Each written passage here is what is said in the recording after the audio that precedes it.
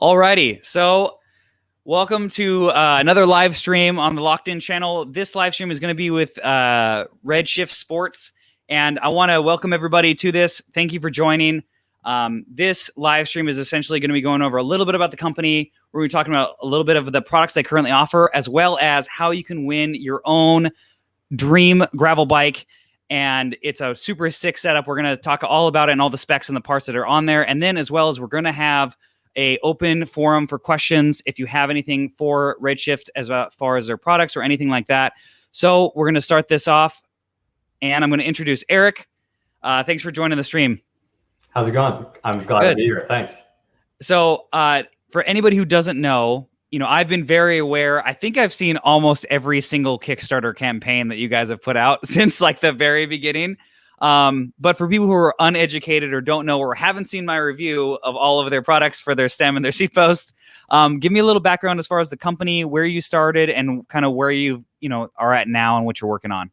Yeah, absolutely. Well, as you mentioned, we are kind of like a born on Kickstarter type of company, but our plan was always to use that as a way to get exposure and kind of jumpstart some of the ideas that we had. So yeah, we started Redshift back in 2013, and honestly, back then we were doing a lot of triathlon. So the first thing that we kind of were tinkering around with was some elements to see if we could capture kind of like a true aero setup on a road bike, because we were pretty kind of middle of the pack amateur racers. We were not going to go buy like some $10,000 tri bike.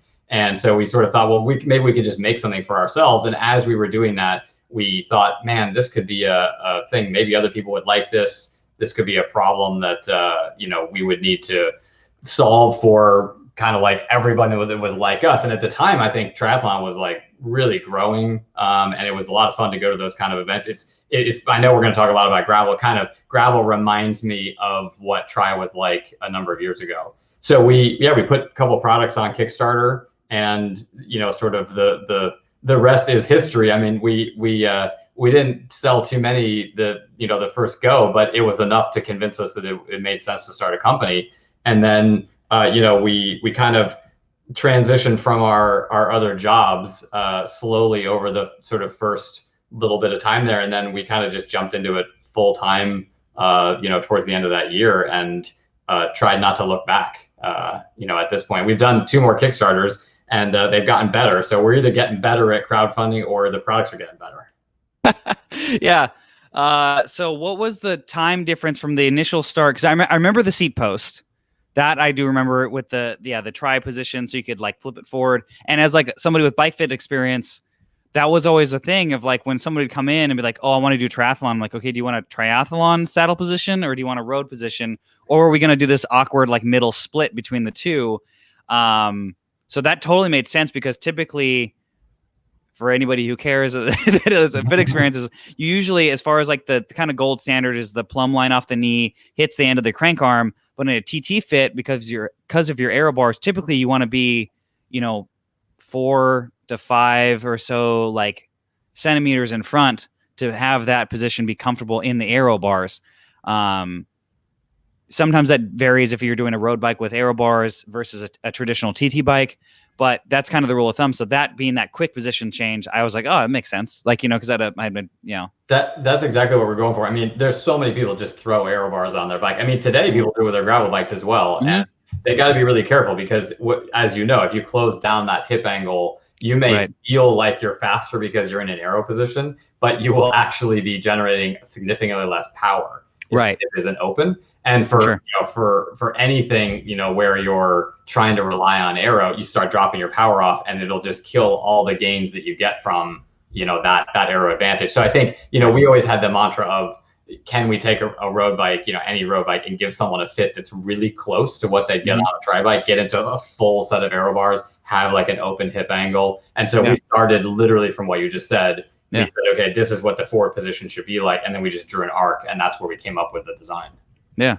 So what was the time frame between that and then the transition to that? Because obviously, like that product to the gravel, like your suspension stem, to me seems like a huge departure. So what was the driver and time frame between those two products?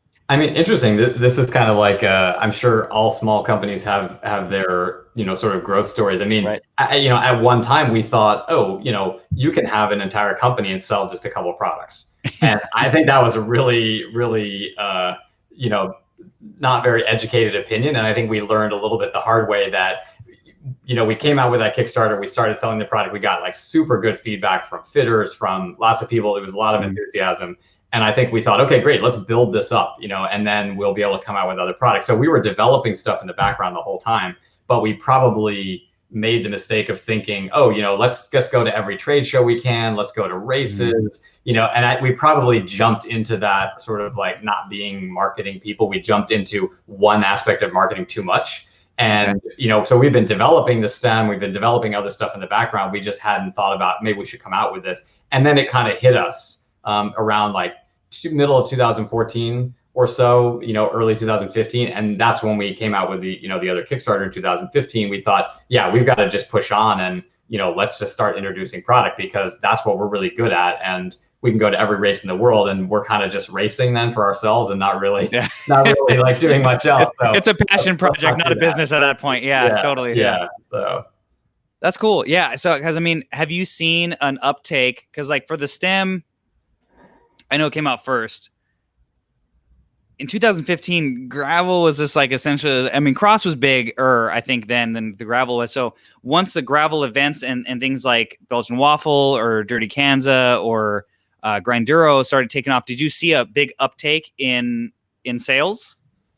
We definitely, I think we're early on that sort of gravel curve. So yeah, I mean, as everyone who's gotten into gravel, the different reasons that they want to be involved. I mean, I think we absolutely saw the same thing. One of them I mentioned was gravel events for me is like a super fun opportunity to just get together with a bunch of people and ride. And it's like a try, it's like a triathlon where there's and I think you can look for something that's really competitive or something that's really fun. Like it can be about drinking beer, or it can be about killing yourself on the race course. And that's really nice. I think that gives everyone the aspects of what they want.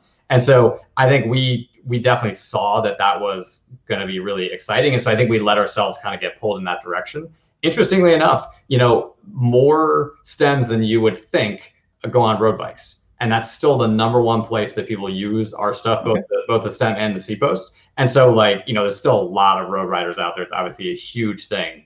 And lots of people ride their bikes in places that aren't great. So they really enjoy having those kind of components on there. Yeah. I think we see the most enthusiasm in gravel. And so we've seen a lot of growth with the sport. But at the same time, we see growth on the roadside too. So I think as people are just riding more, we're sort of seeing, we're a component that gets picked up by some amount of people. And I think that's kind of how we sort of go with that trajectory. Yeah. Yeah. I've definitely, on my longer road rides, there are times where I'm like, it's worth it. Like just for the hands, and so I've done century rides, and I'll just like, the last one I did, I didn't put it on.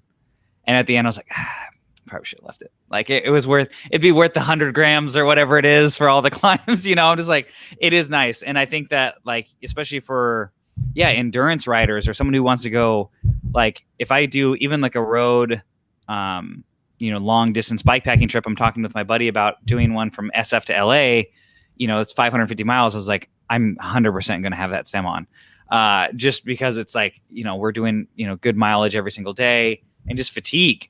And that's what I tell people, like, especially with the seat post as well. I think just the fatigue difference of riding with it and being able to smooth out so much of that, just like punishment that you can feel with the rigid setup. That was something that literally when your product came out for the seat post, I had a bike that was a giant TCX that had a D-shape like seat post. And I was like, I got the product. I sold it.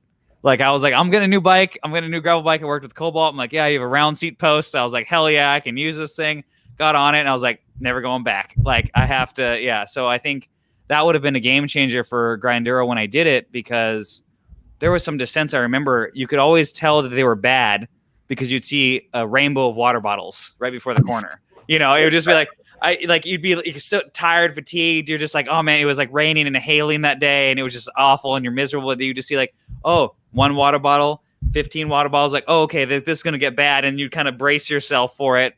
And then, yeah, I would have loved to have it through some of those sections. I had your stem on, which helped, but man, I would have loved to have the seat post on that ride. I mean, I think it's true with the stem and the seat post too. Like, that anytime you're going over a certain amount of time, any penalty that's perceived or real related to like weight or anything else, it disappears after a very short period of time. And so, sure, if you're on a track and you're going to ride for half an hour, like maybe it matters how light the bike is. But for most of us out there doing gravel, we're carrying all this stuff with us anyway. Right, exactly. Yeah, we got all this stuff in our jerseys. So the idea of this added extra weight, like the fact if it saves any energy at all, especially like talk about Grinduro, that's like an 8-hour day. Well, for me, it was like I think we didn't make it all the way, so it was like a 10-hour day, like ish. But yeah, no, that's the thing. Is just like it was just you eventually just get so beat up, and that's where I love it. And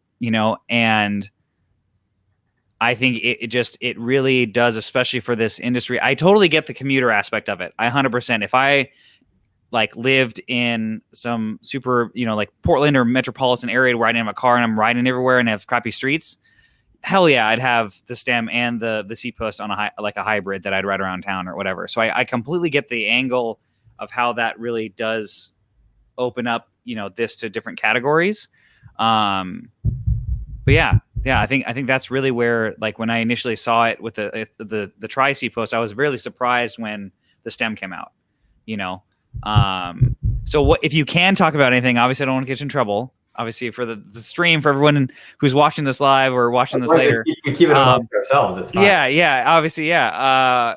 What is something that you've heard as far as feedback, or it might be coming through the pipeline, or things that you guys are maybe slightly working on that can be talked about? Yeah. I mean, we try to be open about that stuff, and you and I were talking the other day and earlier about stuff we showed at Sea Otter a couple years ago. Right. So our philosophy these days is that why not just share kind of the stuff we're working on when it actually becomes somewhat real. So one thing that people may be aware of is we are looking at I shouldn't say looking, we are riding currently and building stuff right now, a dropper version of the seat post.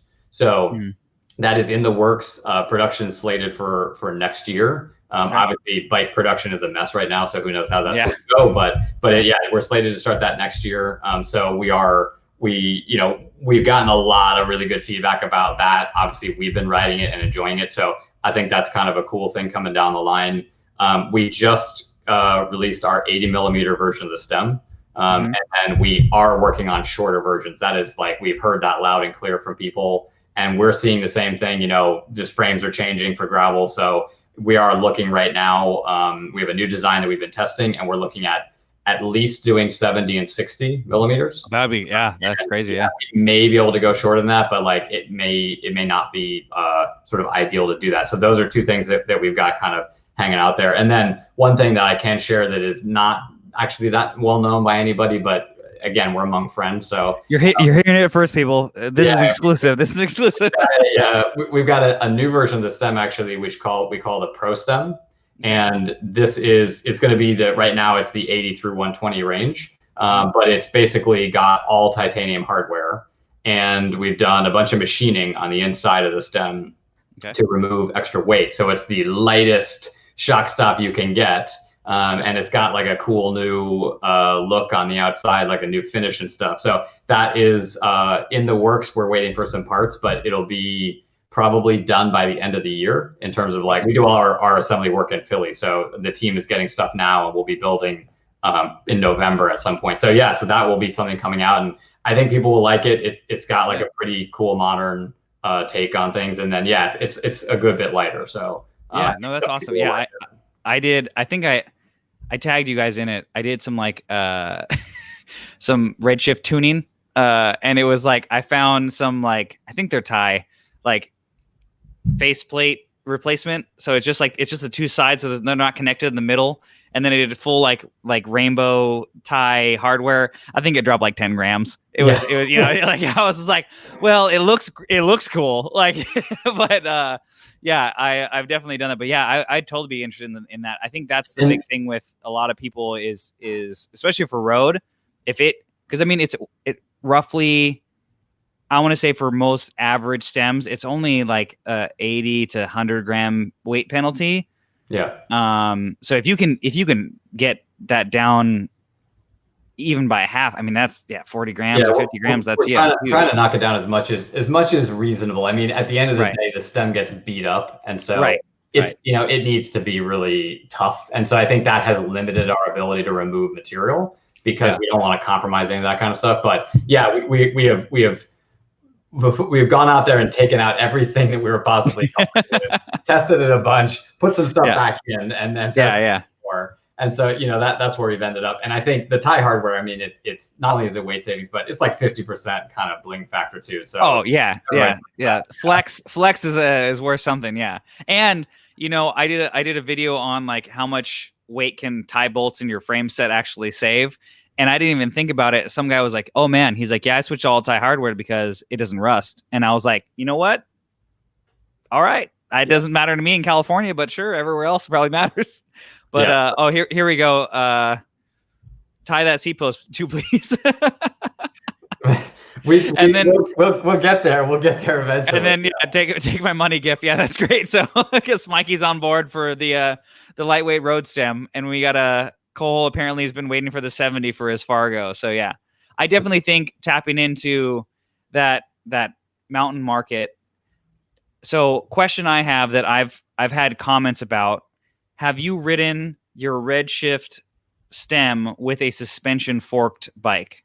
Yes. Yeah. And okay.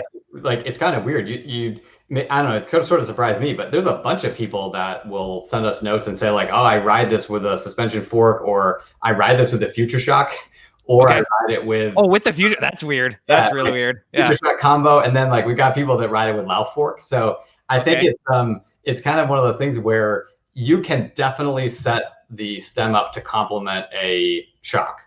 And if you can get in there and tune it, I think you can get like a really, really nice ride. I feel like the people that have had really good success with that definitely like have a little bit of experience in tuning setups. And I think that, you can just throw them together, but I think you can get yourself in some weirdness if you're not careful. Like if you have like a 100mm travel fork, and then you put the stem on, depending on how you set it up, you might feel some stuff that like you're going to need to tune a little bit. But you can do stuff where like the stem can do high frequency, and then you can take basically like big hits with the fork. So there's some ways you can tune it that can actually feel pretty good. I do see people doing that quite often. I mean, I haven't ridden it extensively like that. I'm not sure I really like that much travel on the front of a gravel bike, but yeah, I mean, some people are into it for sure. Yeah, because I got the Future Shock combo. That one seems weird. Because the Future Shocks, I used to work especially. It's linear, and then yours kind of works on an arc. So I don't know how that would be that the Lauf fork almost makes sense. That's just because they were into extra suspension. But. Sure. No, I think that would be something that I'd be interested, because obviously, most of your mountain suspension, like depending on how you tune it, obviously the high frequency stuff and the low, that's going to be something that the stem can take care of. So you could essentially, I don't know, run an extra damp or like a volume spacer in there or something to kind of, you'd have to definitely mess with it. I got asked questions about that. I'm like, in theory, I think they would almost counteract each other, but I was like, I could get how you could like stiffen and soften one. And for everybody who's watching now, I appreciate it. But that was one thing we were talking about earlier of like, I'm trying to culminate my like numbers to make a video about it, but it's like the seat post really does kind of come alive at a certain air pressure to seat post ratio. And for everyone who's watching, it's just like when I run that seat post to a trail, typically if I'm riding there and if there's a lot of road, let's say over 5 miles or so, I'll probably be at a higher PSI to start, and then I'll just air down when I get there just to be a little bit more efficient. And so I've noticed like the seat post feels really active, and you really notice like it's moving around a lot and things like that. And then once you settle down the air pressure, it really does kind of disappear almost underneath you to where it almost feels like it's not doing anything. It's just all tire. Because the first time I rode it, I was like, oh my God, I had to check my rear tire like a bunch, because I thought it was flat. Yeah, I thought it was flat, and I was like, "There's no way this is." And then like, you kind of get used to it, And then you got to remind yourself that like, oh no, I can sit down on this descent because the seat's moving instead of like me getting jostled off. Right. And so there's a weird thing I'm trying to like kind of culminate, but it's like, yeah, it's once your air pressure goes low enough, everything's working together and you just don't really feel anything. It's just like you're very stagnant and you're just kind of going through everything. And I did that gravel suspension video and I mentioned like the only reason I would never say buy both items is if your bike has pseudo suspension already built into it, because I've never ridden, like a lefty fork topstone with your stem or a future shock or a low fork with it. If you had to only buy one, buy the suppler item for whatever your frame doesn't have, and then go from there. But I think that's something that it's really interesting because you do have to kind of tune and learn. Because again, I thought my tire was flat like so many times for that first like few rides, and then reminded myself like, oh yeah, I can sit on this. Anything, I think these are the kind of components that do fade away after you give them a few rides. And I think if let's say you're primarily riding on the road with a thinner tire, you can definitely tune the seat post to work on that kind of terrain. But it is a little bit of a different tuning than you would do on a gravel kind of setup, especially like with a bigger tire. And the stem is the same way. A lot of people go a little bit stiffer on the road, because they may be feeling their machine in a different way. It's not getting clobbered around. It's like a more subtle kind of touch. Right. Yeah. I think that's like kind of how I felt about it too.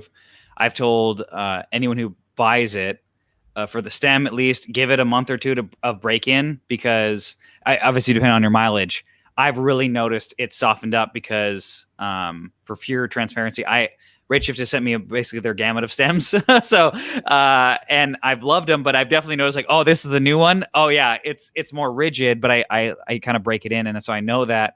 So I tell people like, if it seems a little less movement than you think, give it a month or so. And then if it's still too rigid, then swap an elastomer and go up a size. And I think after you've ridden for a month or so too, you get a much sort of better feel for what it is you want the stem to do. And I think at first, as soon as you start, you take the bike and all of a sudden you make something move that hasn't been moving before. It's going to be a weird feeling. I mean, it may be smile inducing, but it also may be like a little confusing. And so I think you get a number of rides and you get some miles on there. And I think you get a better sense of like, oh yeah, this is actually what I want to happen. Like, I want to go really soft on this because I don't want to feel anything, on this kind of trail. Or no, I really need this to be a little bit stiffer because like I don't want to feel that movement, on that sort of descent where I'm going down the stairs or whatever. So I think it kind of just depends on what you want to get out of it. Yeah, the only other thing I've noticed is just like kind of like a mountain bike is the only thing I've noticed for my gravel setup is you almost have to like not preload it, but you kind of have to like bounce it if you want to like get the front end up, because it does take that initial movement. If you're used to a rigid stem, and like I've told people the same thing. I'm like, you have that movement, it's going to go away. So you got to really like be enthusiastic about whatever you're doing, because that 30 mil that it offers, that's your down and up. When you usually are just like popping up, you got to kind of compensate for the difference. But yeah, no, I think it's been killer. So I'd love to hear about the kitchen sink bar. Yeah. Obviously, because that's obviously kind of next in the pipeline. Where did that kind of stem from? And I know you guys are offering it with and without loop, that kind of thing. And so I'd love to hear a little bit more of that, because yours, I think, as far as like all the gravel bars that are out, I think is like, I love the kitchen sink name because literally like you threw everything at it, and it's just like it's got so many things that I was like, oh man, this is really out of left field, but it makes sense. But I'd love to hear like the kind of thought process through that. Yeah, so I mean, this is another thing that we and this is everyone's insight into how the small companies in the bike industry work. We took a bunch of handlebars and just cut them all into pieces and then welded something together until we found something that felt good. And then we thought, yeah, this is pretty cool. And so we showed some bars at Sea Otter, and they were literally welded from different parts of different things. And the secret story is I was riding one of these after Sea Otter, and I broke one of the drops off. And luckily, I did not crash, but it was a strange 10-mile ride back home with a half of a bar on the bike. So that's the backstory you never see about development, is riding around a bunch of dangerous stuff until you get something made for real.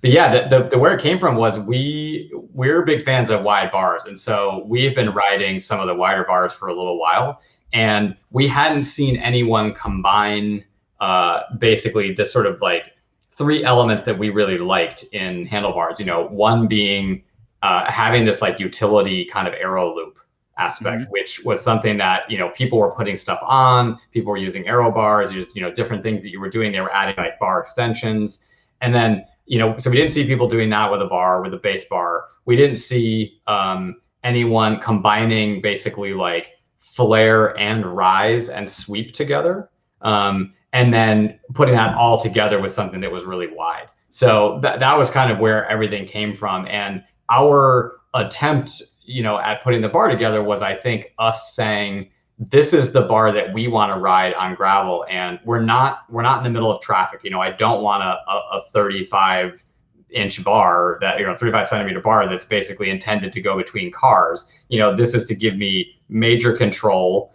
And so even someone, I'm not that tall of a person, I don't have big shoulders, but I ride a 50 on the bar, and it's just more comfortable, more control. And then when you combine some of these aspects together, like you take a drop and you make it really compact with flare, and you add the rise in, you can now go into the drop and get pretty aero on the bike, but it doesn't feel like you're killing yourself to stay in the drops. And I think, I'd love to say that I'm this, fantastic athlete and just lie to everybody on the on the live stream, but I'm a rider just like everybody else. That I don't go out 5 days a week. I don't spend hours in the saddle, and I don't ride in the drops when I'm out there riding on a normal handlebar, because I can't stay down for more than maybe 5-10 minutes before I think, oh, my back.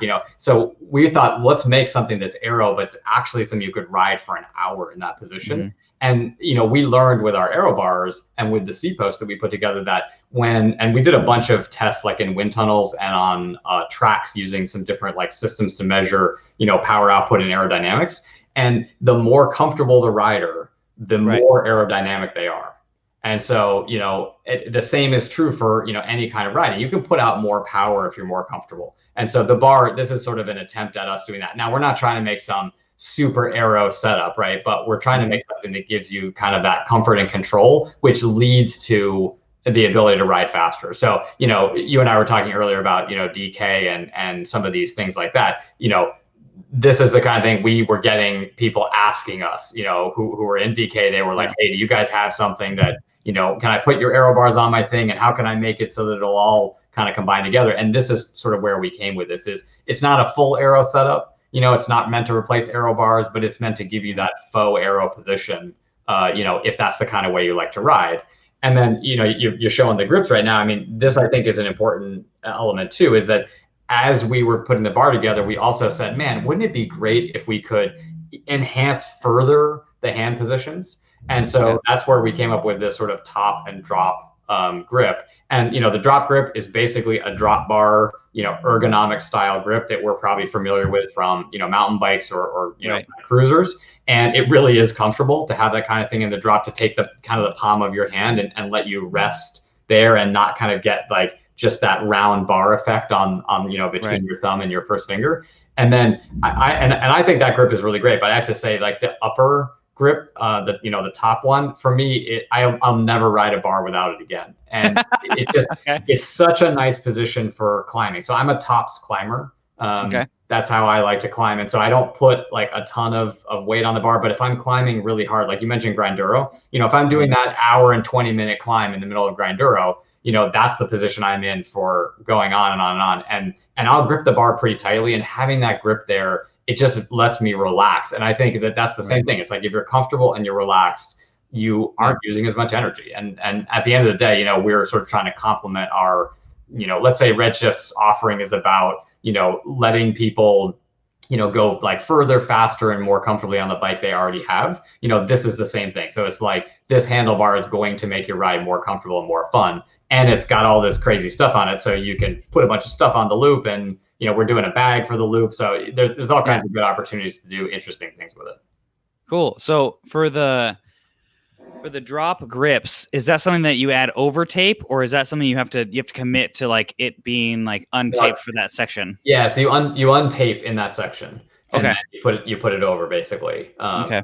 And yeah, so you basically start the tape just a little bit further up, and the end of the grip goes over the tape and kind of goes around the curve on the drop. And then the tops goes underneath the tape, so it just gets swallowed up as you're going. Right. And we have a new set of tape as well that is kind of like embracing the wide, movement. So we have this like super long tape that is intended. Oh yeah, add really long bar tape. Yeah. It's called really long bar tape, and it's basically like we were surprised that no one had this kind of stuff. So anyone who's got a wide bar and they keep running out of tape, or they have to wrap like 3 times and stretch the thing as hard as they can. Well, this solves a problem. You'll have like tons of tape left at the end of the day.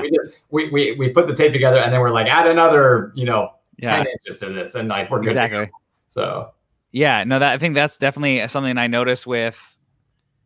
I forgot what tape it was. I did get one set, and I have some 46 wide bars, and I was like, oh, and I run the Physique like gel inserts. And like once I put those on, I was like, man, this is getting like real close. Like at the end, like I'm always a big fan of like, no matter what, even for my road bike, like I try to cut as little tape as possible to make it as most comfy. But especially for a gravel bar, and if I'm running the gel inserts, like you got to really be like, like you really stretch it. And some of that you got to get like where the overlap is very slight and it doesn't pinch, and then but yeah, no, I think this was I remember seeing this at Sea Otter.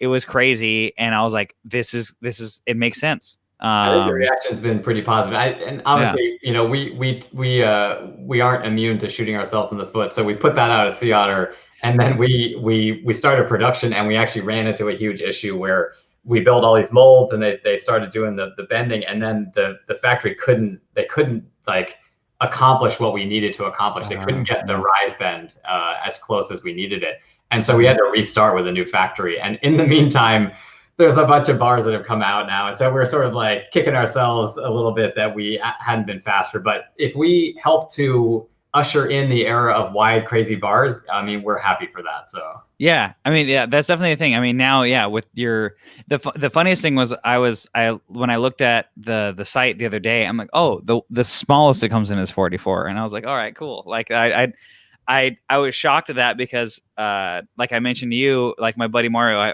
he's probably in the chat, but he rides like a 42 bar, and that's wide for him. And then we looked, and I was like, no, you're getting a 44 because that's the smallest it comes in. He's like, because he's already, yeah. He emailed me. I tell him to get a 47 because I didn't regret it. I got a canned response in the email I send to everyone who asked that question because it's not a road bar, and I think that's the thing. Like everybody talks about this idea of shoulder width and stuff, and it's like I think there's a lot of sense to those fit techniques, but the difference is when you add rise and you add the flare, you've already transformed the sort of nominal positions for the rider. And I have not met anyone that's gone wider on their bar and been like, oh, this is too wide for me. Like it's just the angle of your arms relative to your body, it's not changing very much. And I like to akin it to like a mountain bike handlebar. I mean, go back some number of years and you said, hey, we're gonna have handlebars that are 800 millimeters, right? Someone's gonna say that's the craziest thing I've ever heard of. And now you can't get a bike that has something like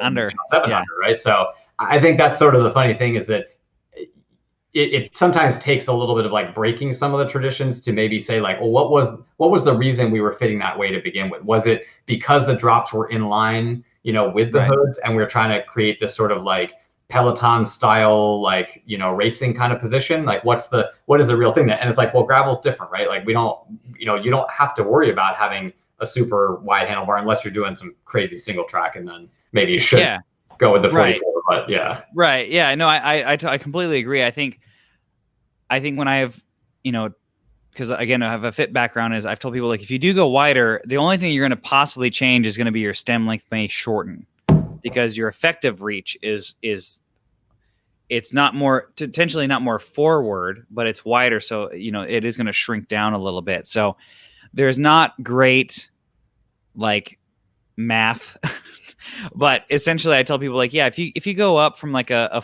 40, let's say 42 is kind of your average road bar, and you go to like a 46, you're probably going to need to shrink a stem size.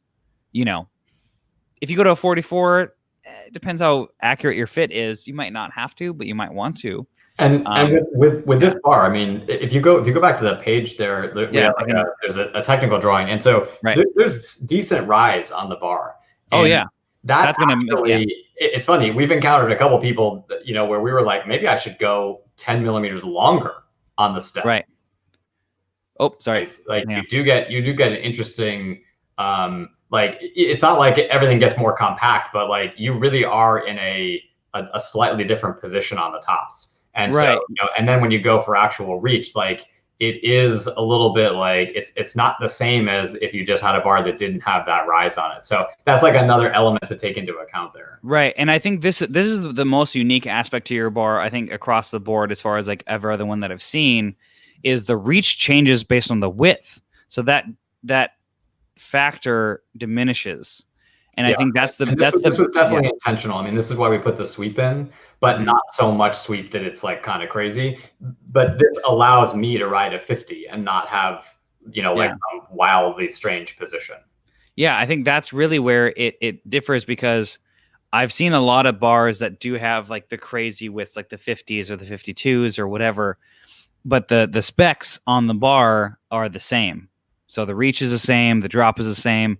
And the drop is, relative, I guess, but the reach, I think it's super smart of shrinking it as you go wider, so that obviously the differential should be less.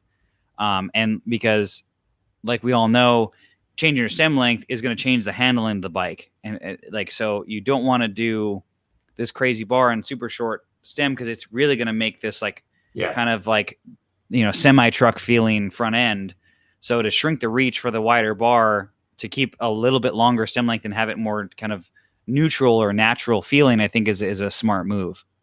Yeah, and that was definitely intentional. And I think, we also, it's kind of a funny thing. I think when you talk about these numbers too, it sounds like they're big changes, like, 44 to 47 to 50. Yeah. If you actually put the bars next to each other, oh my God, yeah, really not that different. And so it seems the perception of going from 47 to 50 is like, that is huge. It's like one diameter of the bar. Like it's not like a huge, change. And so I was thinking, oh, this is gonna be great. I'm gonna add the 50. And I was like, I'm not really sure I could tell that I changed when I went from 47 to 50, but it was like, yeah, I think this is the 50. So it sounds more extreme than it is. And I'll tell you what, we are looking at doing a mold for the 53. So anyone who is not satisfied with 50, hang in there, because we might have you covered.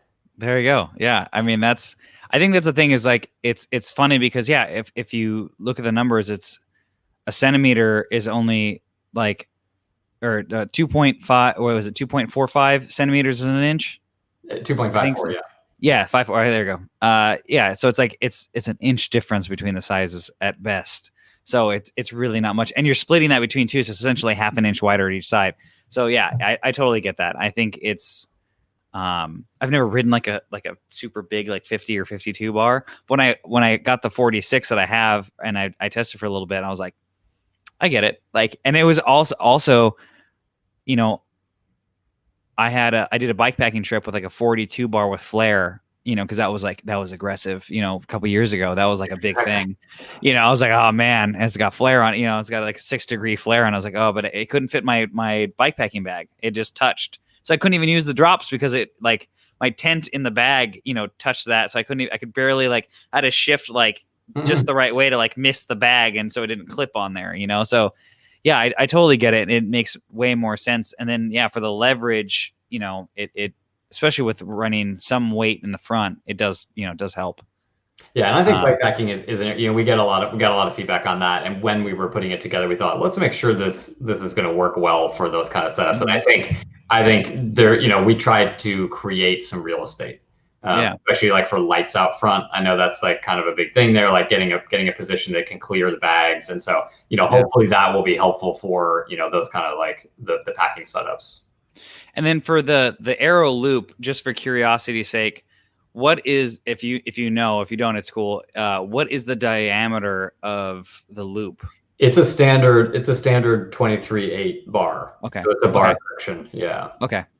And then, so I know we talked about this earlier, but for everybody else, if you were going to run a weighted handlebar bag on your Redshift stem, or if you're going to run a saddle bag on your seat post, what is the kind of threshold that you would recommend to either increase elastomers for the stem or crank up your spring tension for the rear.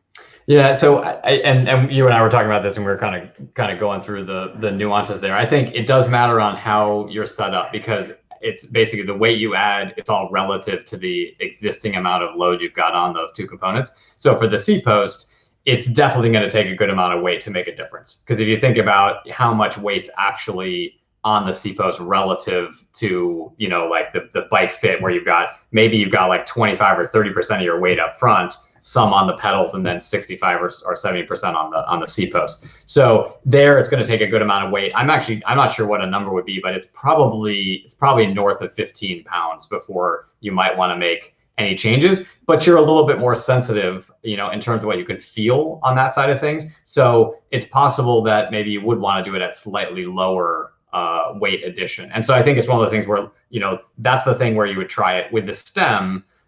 We've seen, people add bags up to 10 or 15 pounds and not really notice it. And so I think it's the same thing I would say to people is put the bag with the weight you're looking, ride it, and see if you actually even can tell there's a difference. If you can, then consider going stiffer. But if you can't tell a difference, it's probably not sagging in a way that's going to change anything about how the ride feels. Okay. Yeah, cool. So let's go over the Dream bike real quick, and then we'll do some questions and answers. So for anybody who's been watching, and I appreciate everybody who is physically in the live stream, if you want to win your Dream gravel bike, this is what they're offering. So I will add the link to this if you're watching this later. If you're watching this live, you can go to Redshift's Instagram and get their link on their bio. But essentially, this is what you're working with. You're getting a brand new, Niner RLT 9 RDO carbon frame set, Redshift seat post stem, GRX Di2 group set, Hunt X-Wide carbon wheels, WTB Venture tires, which I have a review of, and they are fantastic. WTB SL8 saddle, Expedo M-Force M8 pedals, Stages power meter, and head unit. Free shipping, valued over $8,000. So if you guys are looking for a new gravel bike and you don't want to spend any money, it's free to enter, right?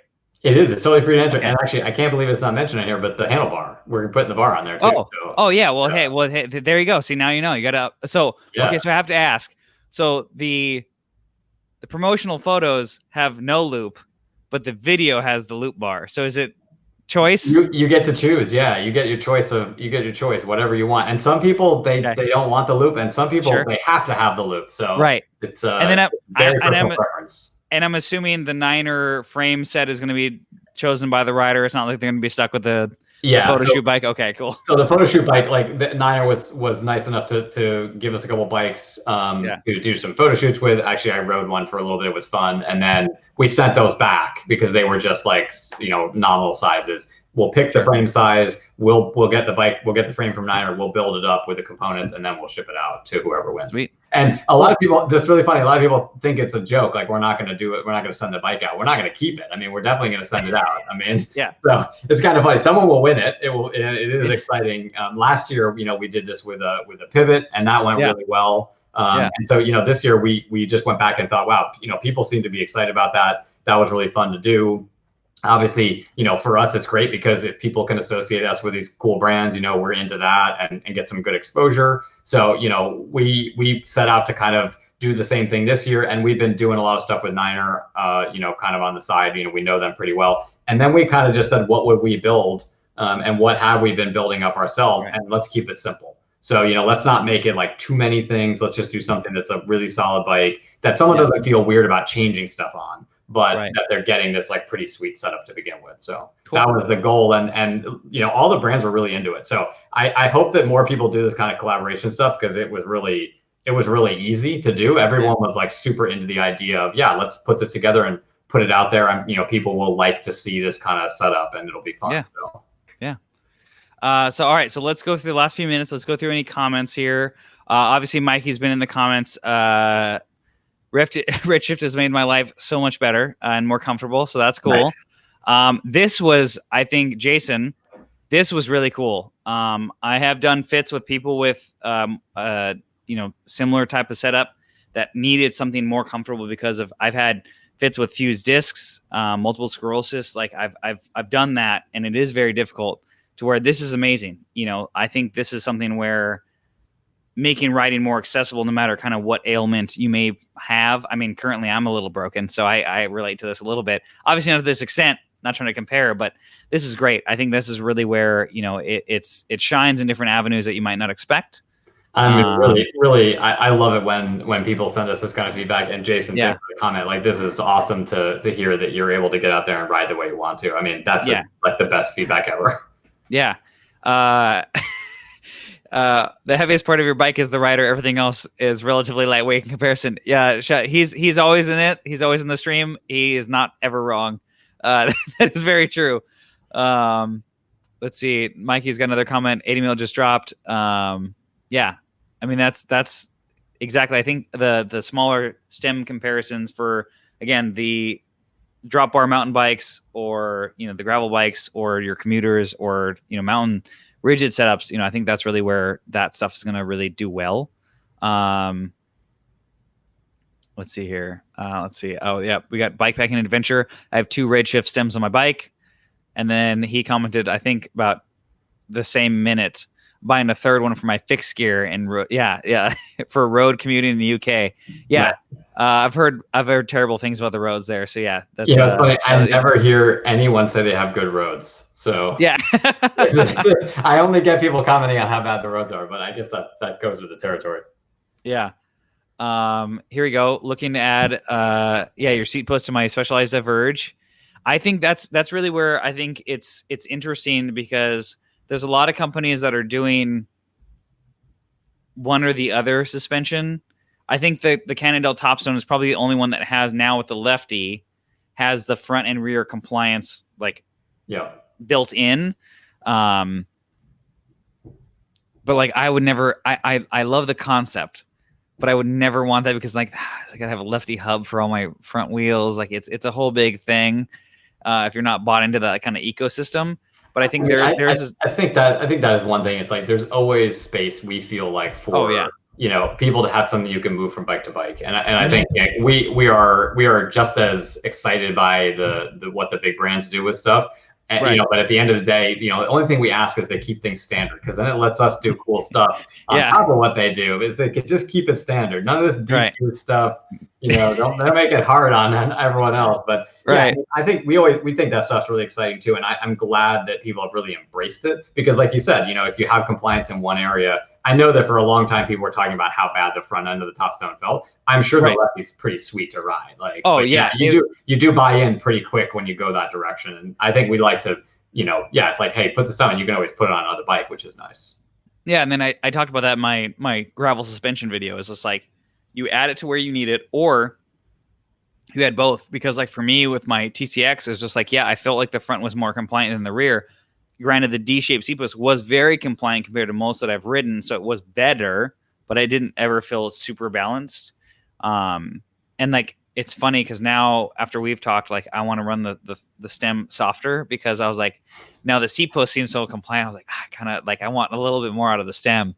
And then here and then here we go. Thinking about the Revolt to reduce the aggressiveness of his bike geometry for his Giant Revolt, which honestly is a pretty lax bike. Giant Revolts, but I see with the sweep and everything else, like it does offer more hand positions, and I like the sweep more aspect, just for like, like no one wants to climb like super straight. Yeah. Like you don't want to be in an attack position to climb. You want to kind of be relaxed. So I get that. This is for me, and for you to look at. So bought it because of my review. I appreciate that. Yeah. Oh yeah, it's the same guy with the Diverge. I'm sold. Definitely getting this handlebar. Awesome.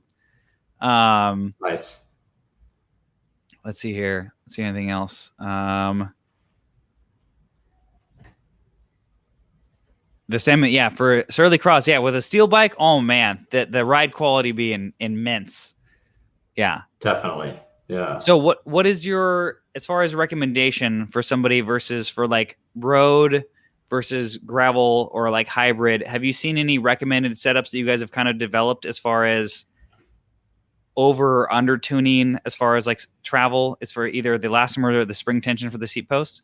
It's actually really interesting, because we definitely thought we were going to see some pattern emerge. And I have to say, everyone is really unique. And so I think it's funny because everybody wants us to give them a chart that says this is exactly what you should do for your setup. But I think what we've found is that honestly, it's like pick a starting point and then you've got to ride and try it, because there's so many people that have different ways of pedaling too, which has an impact. Do you spin like really fast when you're climbing? May drive you to set up a certain way. So I honestly can't say there's really like a rule. I would say most flat bar setups, people go pretty soft on those, and they don't really end up having a lot of trouble with that, like unless the stem is super long. That's kind of like the one rule I have. But for gravel and for road, it's all over the place really, and it just depends on kind of like how you want the bike to feel. And I think people have very different fits, as you know, and not everybody has a great fit. So it's sort of like sometimes you have a lot of weight on the handlebar. And you may not know that. If you actually start tuning your stem, you might realize you're kind of weighting that handlebar a lot. We have seen the stem actually help people with some of their positions as well, like with out of the saddle climbing. If you sit there and throw your weight forward, you'll have the front end moving. And I think the stem can actually teach people to ride stand-up climbing a little bit more relaxed without a lot of like upper body movement, which is faster way to ride. So I think it's kind of interesting. It's like an effect that I don't know that we weren't thinking about that at all, but it will change the kind of way you approach the bike, which can be a good thing for a lot of people. Yeah. So I think that that's something I did notice, because I've ridden essentially all your stem sizes. In the 120, I feel like I did have more travel because obviously your leverage point, it's gonna be different. Yeah. So I think that for me, riding the shorter lengths, I haven't done it. Again, I've been working on like things and numbers in the background. But it's just like, as you shorten it up, it would make sense to lighten the elastomer. Like you guys do it great with the 10 decimal points, like for all the elastomers. So it's like, lighten it up by 1 essentially. Yeah. I think that makes more sense because obviously the leverage with the 120, like you're way over the front end, so you're going to get a little bit more. And so I've noticed that difference between all the bike setups that I've had with your stems on it, because I've ridden at different lengths of bars and sizes of bikes. And after it breaks in, so you really start noticing like, okay, I have less leverage, so it's going to take a little bit more for it to react. So I want to tune that accordingly. So I think it's definitely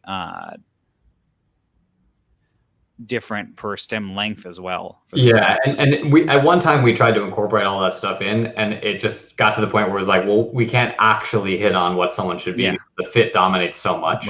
It's not actually even rider weight. The fit dominates more than that. And so if you're upright, you're basically have no load on the handlebar. If you are in more of like a slammed, racer position, sort of like an old school racer position, you'll have tons of weight on the handlebar. So I think like the length has a pretty big impact as well as that position, but fit seems to dominate actually for most people. Yeah, I mean the thing is, like, just to briefly get into it, like for fit, like when I tell people I'm like, no one's ever gonna ride like this, and I say the same ethos. Technically, I should be able to like lift your hands up with my pinkies, like when you're in your hoods. Like I should be able to do that because it should just be steering. It shouldn't be any kind of real weight. No one ever rides like that unless you're a professional. But yeah, so let's bring her home with this one. Suspension dropper coming soon. So I know we talked about it a little bit, but is there any kind of tidbits or kind of ballpark for the live stream community? Or I wish I had some dates. We were talking about it earlier before we jumped on here, but maybe the folks watching don't know this, but the bike industry in the background, production has turned into this crazy mess, and so we work with a bunch of factories all over the place. We've got some factories in the US, we've got some factories in Taiwan. That's kind of the main places we do work. And everyone in Taiwan is so slammed with stuff that all of production is out the window. And we recently sent some orders in for stuff, and they came back and said, we will not tell you estimated time for delivery until January. So they won't even give us an estimate. They won't even ballpark you until next year. Wow, that's aggressive. Okay.